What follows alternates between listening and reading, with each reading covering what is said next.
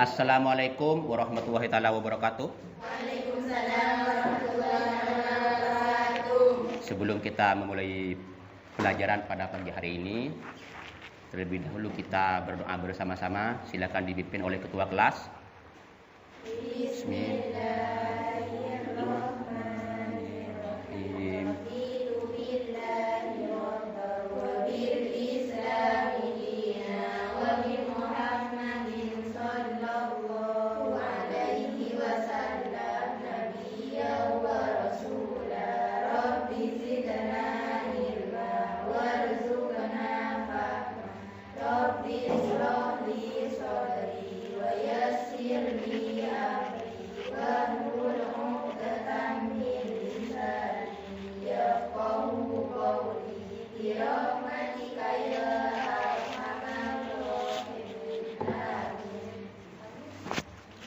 Alhamdulillah, pada kesempatan pagi hari ini kita masih bisa dipertemukan kembali oleh Allah Subhanahu wa taala dengan dalam keadaan sehat walafiat. Baik, sebelum saya lanjutkan pelajaran, terlebih dahulu saya akan menyampaikan beberapa kata hikmah yang mana dengan harapan kata hikmah ini akan semakin menambah semangat kalian semua untuk belajar. Yang pertama, kata Imam Syafi'i dalam sebuah nazam, wa man lam yadhuq murrat ta'allumi sa'atan tajarra'a dzulal jahli tul hayatihi. Barang siapa yang tidak mau merasakan pahitnya belajar, maka ia akan merasakan hinanya kebodohan sepanjang hidupnya. Jadi ini diharapkan agar sampean tidak pernah patah semangat dalam melaksanakan proses belajar. Materi pada pagi hari ini masih seputar jinayat pembunuhan.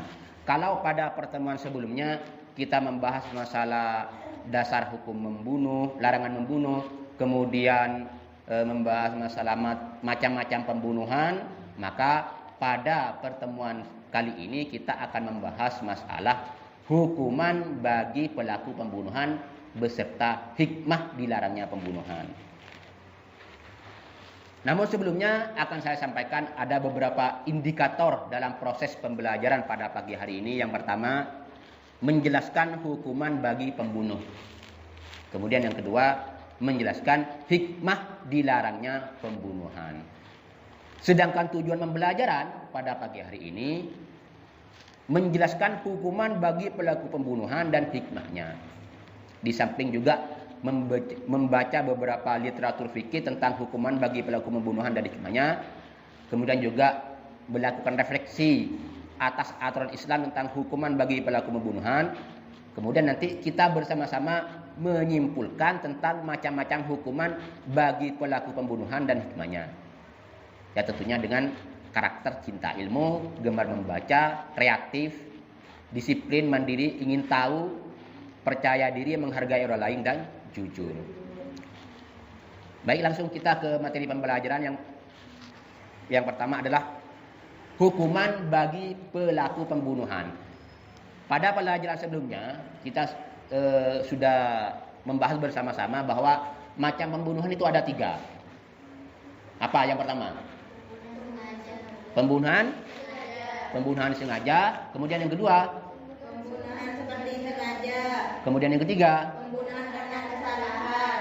Ayo, ada yang bisa menjelaskan yang dimaksud dengan pembunuhan seperti ini? Pembunuhan yang disengaja. Seperti yang telah direncanakan untuk membunuh. Ada lagi? Pembunuhan yang seperti disengaja. Coba, siapa deh? Jelaskan coba. Pembunuhan yang seperti disengaja. Yaitu pembunuhan yang telah direncanakan dengan menggunakan alat yang mematikan, baik yang melukai atau memberatkan atau mutsakol. Ada lagi yang lain? Coba ayo kasih contoh pembunuhan seperti disengaja. Ayo.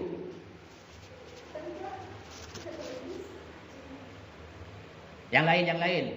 Siapa yang bisa mencontohkan atau menjelaskan seperti apa maksud dari pembunuhan yang seperti disengaja? seperti disengaja. Kalau yang tadi pembunuhan disengaja, yang sekarang seperti disengaja. Kalau pembunuhan seperti sengaja ini Pak, tidak ada niat untuk membunuh Kemudian, dan tidak menggunakan alat mematikan. oke, itu dari beberapa pembahasan sebelumnya. Saya harap kalian betul-betul memahami karena ini ada keterkaitan dengan pembahasan-pembahasan sebelumnya. Baik, langsung ke inti. Yang pertama, hukuman bagi pembunuhan disengaja atau dalam istilah bahasa Arabnya itu qatlul amdi. Nah, setiap pelaku pembunuhan ini ada akibat, ada hukuman. Nah, bagi pembunuhan yang disengaja ini adalah hukumannya adalah kisos. Apa yang dimaksud dengan kisos? Kisos itu hukuman yang setimpal sama seperti apa yang sudah diperbuat. Karena kisos itu tidak hanya terkait dengan pembunuhan, akan tetapi kisos itu ada juga terhadap pelanggaran yang sifatnya cuma mencederai anggota badan, menyebabkan tangan temannya terpotong atau menyebabkan mata temannya menjadi buta. Ini juga ada hukuman kisosnya.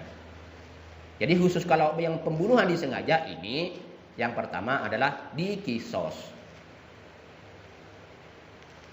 Nah, akan tetapi kisos ini bisa gugur, hukuman kisos ini apabila pelakunya tadi mendapatkan maaf dari keluarga korban.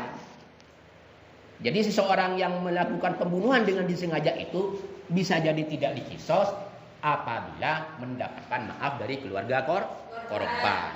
Cuman yang menjadi catatan di sini, meskipun tidak dikisos, kalau tidak dikisos ini kan harus membayar diat. Nanti diatnya dijelaskan nanti pada pembahasan berikutnya.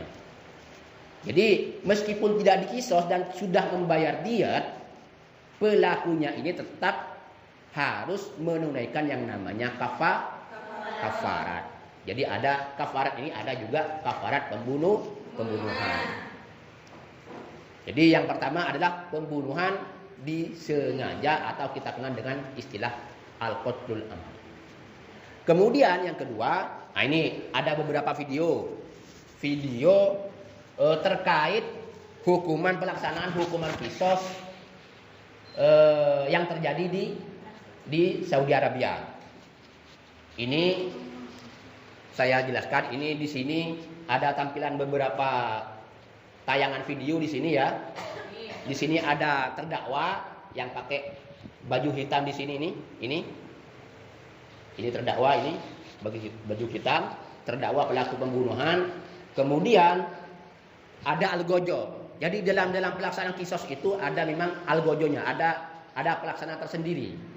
Tidak boleh keluarga korban itu main hakim sendiri. Meskipun dalam Islam itu ada aturan kalau orang membunuh orang maka balasannya adalah juga dibunuh. Tapi yang melaksanakan hukuman bunuh itu adalah hakim algojo di sini. Jadi di sini ini sekilas ya, hanya sebagai contoh biar sampai nanti paham bahwa di sini ini ada algojo yang pegang pedang ini, ada algojo. Kemudian yang pakai baju hitam yang perempuan itu terdakwa. Di sini ada pejabat pemerintah setempat, ada hakim, kemudian ada keluarga terdakwa juga ada di sini. Jadi setiap pelaksanaan kisos itu memang yang melaksanakan itu memang ada pejabat tersendiri yang memang secara khusus tugasnya itu hanya melaksanakan kisos atau kita kenal dengan istilah algojo. Kalau istilah algojo seakan-akan kan ngeri. Jadi hakimlah pelaksana kisos. Nah di sini ada pedang, memegang pedang. Nah pedangnya ini, alatnya yang digunakan untuk kisos ini, pelaksanaan kisos ini harus tajam. Kenapa kau harus seperti itu? Biar nanti setelah kepala pelakunya yang terdakwa itu langsung terpotong secara otomatis tanpa merasakan sakit yang terlalu lama. Ini sebagai gambaran hanya ini. Gambaran bahwa Kalau di Arab Saudi ini memang betul-betul dilaksanakan yang namanya kisos. Dalam hal ini seperti yang tayangan video ini ada kisos pembunuhan. Nah ini ada pejabat. Kemudian ini sebelum dilaksanakan kisos ini diberi ujangan, diberi arahan oleh hakim setempat agar supaya banyak beristighfar dan lain sebagainya. Ada rasa mengungkapkan rasa penyesalan dalam dirinya. Ini tetap harus sebagai tanda taubat. Di samping juga harus membayar kafarah. Itu hanya gambaran dari pelaksanaan hukuman kisos. Kemudian yang kedua, pembunuhan seperti disengaja. Apa yang dimaksud dengan pembunuhan seperti disengaja? Seperti yang dijelaskan temannya tadi, pembunuhan seperti disengaja ini apa? Ada yang ingat pertemuan yang sebelumnya? Tidak ada niat untuk membunuh dan tidak menggunakan alat yang bisa menyebabkan kematian. Akan tetapi karena akibat perbuatannya tersebut dapat menyebabkan nyawa orang lain melayang atau meninggal. Jadi tidak ada maksud sama sekali untuk membunuh, seperti seumpamanya dipukul pakai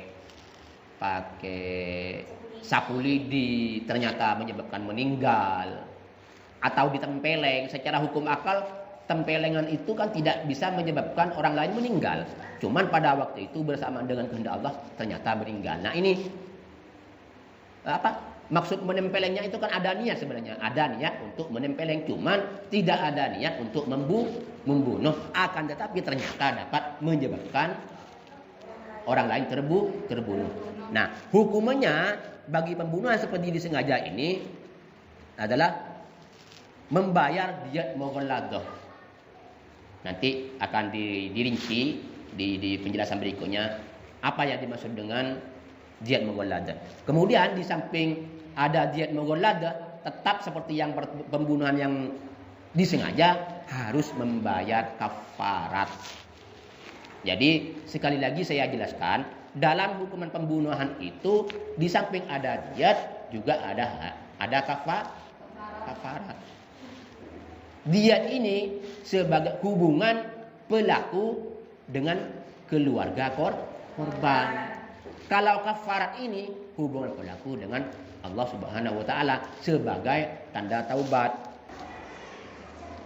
Gak ada pertanyaan? Jadi kalau tidak ada pertanyaan, sebaiknya kita langsung membentuk forum diskusi di sini. Nanti kita akan saya bentuk beberapa kelompok diskusi.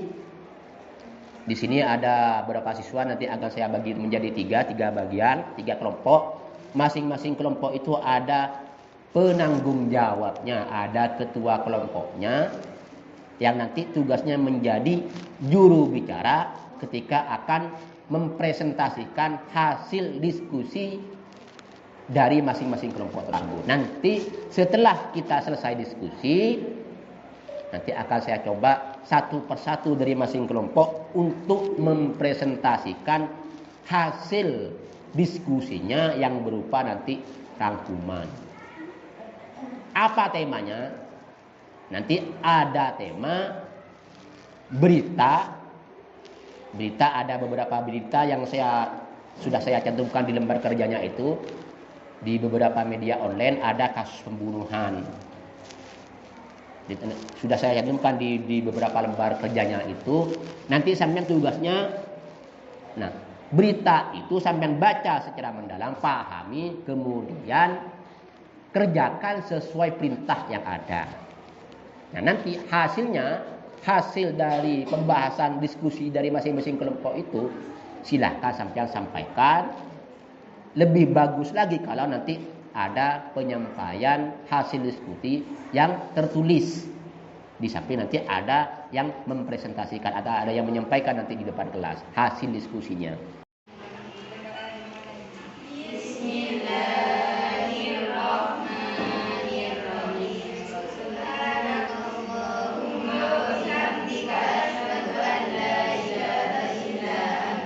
Astagfirullah.